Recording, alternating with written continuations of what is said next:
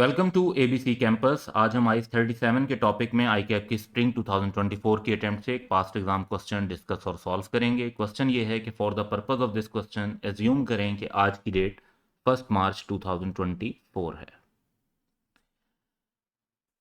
You have recently assumed the role of finance manager at Gorgeous limited. Your first assignment is the finalisation of GL's financial statements for the year ended 31 December 2023। यानी हम year and से तकरीबन 2 month बाद की situation पर हैं। जनवरी और फरवरी का टाइम गुजरा है, 1 मार्च है। The CEO has identified 4 specific matters where provision may be necessary in accordance with IAS 37. However, the CEO is uncertain about the accurate estimation of these provisions. Below are the details concerning these matters. और हमें 4 matters दिए हुए हैं। उसके बाद बताया हुआ है कि डिस्काउंट रेट 15% है, विच में बी यूज इफ रिक्वायर्ड। और उसके बाद रिक्वायरमेंट पढ़ते हैं कि identify whether a provision under IAS 37 needs to be made for each of the above matters. Also discuss the effect of the above matters on GL financial statement for the year ended 31 December 2023. तो हमें अपने हर answer में 2 चीज़ें discuss लाजमी करनी है। एक तो ये कि क्या प्रोविजन बननी चाहिए या नहीं, और फाइनेंशियल स्टेटमेंट्स पर क्या इफेक्ट होगा। क्योंकि समटाइम्स ऐसा हो सकता है कि प्रोविजन ना बननी हो लेकिन कंटीजेंट लाइबिलिटी डिस्क्लोज होनी हो, तो स्टिल फाइनेंशियल स्टेटमेंट पर इफेक्ट पड़ेगा। तो वन बाय वन इन सारे सिनेरियोज को हम देखते हैं। फर्स्ट सिनेरियो है provision for renewal fees. GL acquired a license for 96 million in 2023. The license is initially valid for a period of 5 years with the option for renewal every 5 years at a cost of 35 million. Considering the substantial renewal fees, GL plans to renew the license only once and intends to sell it at the end of 8th year. तो इसमें कोई obligation नहीं है। यहाँ पे बहुत important ये है कि हमारी कोई ऑब्लिगेशन नहीं है, इसलिए रिन्यूअल कॉस्ट की कोई प्रोविजन नहीं बनेगी। क्यों ऑब्लिगेशन नहीं है? क्योंकि इरादा है सिर्फ कि हम 5 साल के बाद एक मरतबा इंटेंड कर रहे हैं कि हम उसको सिर्फ एक बार रिन्यू करवाएंगे और फिर नहीं करवाएंगे। लेकिन हम अगर ना करवाएं 5 साल के बाद तो हमारे ऊपर कोई पेनल्टी नहीं है, कोई ऑब्लिगेशन नहीं है। तो इसलिए इसकी कोई प्रोविजन हमें नहीं बनानी। दूसरी बात यह कि जो इंटेंजिबल एसेट है यहाँ पर, उसकी कॉस्ट भी हम 96 मिलियन रखेंगे, रिन्यूअल कॉस्ट उसमें ऐड नहीं करेंगे। उसकी वजह यह है कि IAS 38 हमें ये कहता है कि अगर रिन्यूअल फीस सिग्निफिकेंट हो तो वो यूजफुल लाइफ को भी उसमें कंसीडर नहीं करना चाहिए, एक्स्ट्रा पीरियड को, और उसको अभी से आपको कैपिटलाइज नहीं करना। तो एसेट 96 पर ही रहेगा, ना आप कोई प्रोविजन क्रेडिट करेंगे ना आप एसेट को डेबिट करेंगे। तो इंटेंजिबल एसेट इनिशियल 96 मिलियन पर ही शो होता रहेगा। फर्दर ये कि यूजफुल लाइफ जो है वो 5 ईयर्स पर ही रखेंगे। ये वंस अगेन IAS 38 की रिक्वायरमेंट है कि यूजफुल लाइफ रिन्यूअल पीरियड को आप तब शामिल करते हैं यूजफुल लाइफ में अगर वो इनसिग्निफिकेंट कॉस्ट लगनी हो रिन्यूअल की। लेकिन यहाँ पे कॉस्ट जो है 96 के मुकाबले में 35 मिलियन जो है वो क्लियरली सिग्निफिकेंट है। तो हम ओरिजिनल 5 ईयर्स की लाइफ पे ही इसको यूज करेंगे और उसी हिसाब से इसकी डेप्रिसिएशन चार्ज होगी। नेक्स्ट इशू की तरफ चलते हैं। Provision for engine replacement.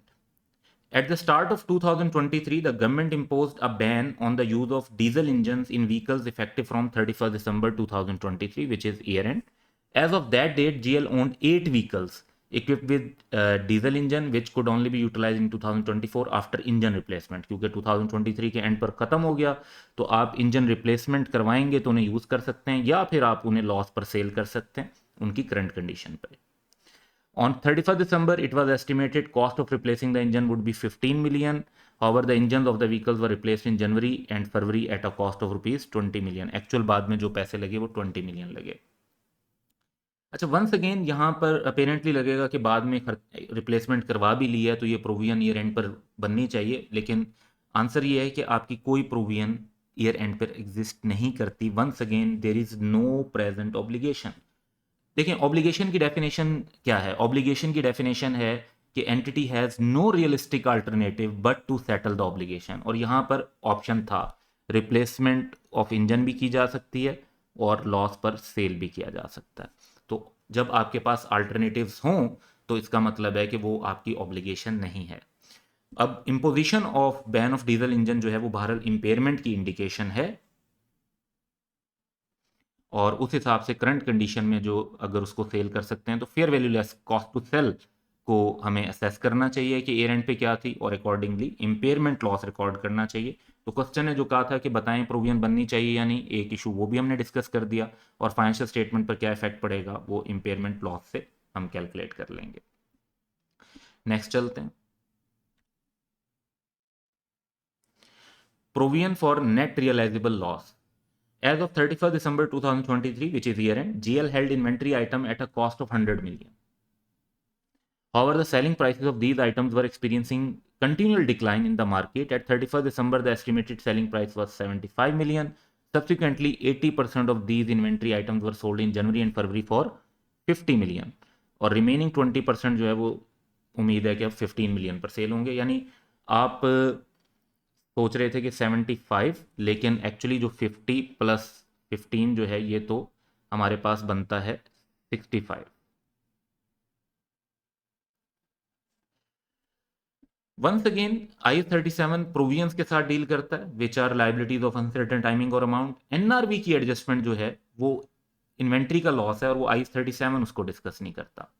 Question ने कहा जी IAS 37 के मुताबिक बताएं कि प्रोविजन बनेगी या नहीं बनेगी, तो IAS 37 के मुताबिक प्रोविजन नहीं बनेगी, लेकिन IAS 2 के मुताबिक आपको एनआरवी की एडजस्टमेंट करनी पड़ती है, तो which would be at lower of cost and NRV, और एनआरवी की एडजस्टमेंट जो है वो ईयर एंड पर होनी चाहिए। अब ये जो चेंज है कि सेलिंग प्राइस अब जो हमें मिल रही है वो 65 मिलियन मिल रही है जैसे हमने डिस्कस किया, तो हमने शो किया हुआ इन्वेंट्री को 100 मिलियन पर, तो राइट डाउन टू इन्वेंट्री होना चाहिए 100 टू 65 लेकर आएंगे तो 35 मिलियन का लॉस रिकॉर्ड करेंगे, प्रॉफिट और लॉस में चार्ज होगा और इन्वेंट्री की कैरिंग अमाउंट भी इसकी वजह से कम हो जाएगी, तो ये फाइनेंशियल स्टेटमेंट पर इफेक्ट होगा।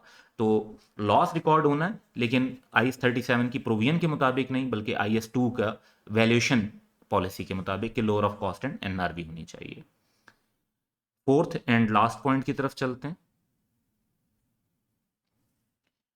Provision for pending court case. 10 employees have initiated legal action against GL for alleged unfair dismissal. In 2023, summary of 2 key correspondence with GL legal advisor regarding this matter is as follows. 31 December year end पर जो correspondence है उसमें legal adviser ने opinion दी कि dismissal fair थे, 30% probability है which is not probable enough कि हम प्रोविजन बनाएं, दैट द कोर्ट में rule in favour of employees necessitating compensation. Potential compensation जो है वो एस्टिमेटेड है 2 मिलियन पर एम्प्लॉय। तो यहाँ पे प्रोविजन तो नहीं बन रही थी इस कॉरस्पॉन्डेंस के मुताबिक, लेकिन कंटीजेंट लाइबिलिटी का डिस्क्लोज होना बनता था। व्हाट हैपेंड 2 months लेटर, हमने आज की डेट एज्यूम करनी है कि that is 1 March 2024। In the light of new evidence presented to the court in February 2024, GL legal advisor now believe that dismissals were unfair और 70% probability। तो अब probable outflow हो गया, अब provision बननी चाहिए, and that the court may rule in favor of employees and order GL to pay 3 million to each employee। अब यहाँ पर हमारी एक प्रोविजन यहाँ तक हमारी नहीं बन रही थी, यहाँ पे बन रही है। Moreover, GL anticipate that if these claims are successful, 3 additional employees who were similarly dismissed in 2003 वो भी फिर लीगल रिकोर्स परस्यू करेंगे। Therefore, based on latest correspondence with legal advisor, GL is considering settlement with these 3 employees before they initiate legal proceedings. तो जो 3 million हम यहाँ expect कर रहे हैं वही मे बी यहाँ पे भी यूज़ कर रहे हो या यहाँ पे अमाउंट डिफरेंट भी हो सकती है। तो अब इसका जो हमारा आंसर बनेगा वो हम डिस्कस करते हैं। नंबर 1 ये कि प्रोविजन तो यहाँ पर IAS 37 के हिसाब से बननी चाहिए क्योंकि लाइबिलिटी स्टिल अनसर्टन है उसकी टाइमिंग कि कब तक हमें पे करना पड़ेगा। प्रेजेंट ऑब्लिगेशन तो है क्योंकि जो डिसमिसल है वो ऑलरेडी ईयर एंड से पहले हो चुका है। न्यू एविडेंस जो फरवरी में आया है उससे ये पता चलता है कि ये इट इज़ एडजस्टिंग इवेंट, क्योंकि देखें कंडीशन ईयर एंड पर एग्जिस्ट करती थी, सिर्फ उसके बारे में बेहतर इंफॉर्मेशन हमें बाद में जाकर पता चली है, तो it would be adjusting event और हमें ये न्यू इंफॉर्मेशन इस्तेमाल करनी चाहिए। 70% चांस का मतलब है कि प्रोबेबल हो चुका है कि आउटफ्लो होगा। रिलायबल एस्टिमेट भी अवेलेबल है जो लॉयर की तरफ से अवेलेबल है 3 मिलियन का, और इस बेसिस पर अगर हम देखें तो जो 10 एम्प्लॉइज़ ये शुरू में हमें बताए और 3 एम्प्लॉइज़ जो हमें फिर एक्स्ट्रा बताए, इनको मिलाएं तो 13 employees into 3 million, total 39 million की हमें प्रोविजन बना लेनी चाहिए। तो ये हमारा क्वेश्चन मेनली IAS 37 से रिलेटेड था, लेकिन इसमें दूसरे स्टैंडर्ड जैसे इसमें IAS 10 को हमने इन्वॉल्व किया, या प्रीवियस कुछ में IAS 38 और IAS 2 भी इन्वॉल्व हुआ, तो इस अकॉर्डिंगली हमने इसकी डिस्कशन करनी थी. That's all for today. Have a good day.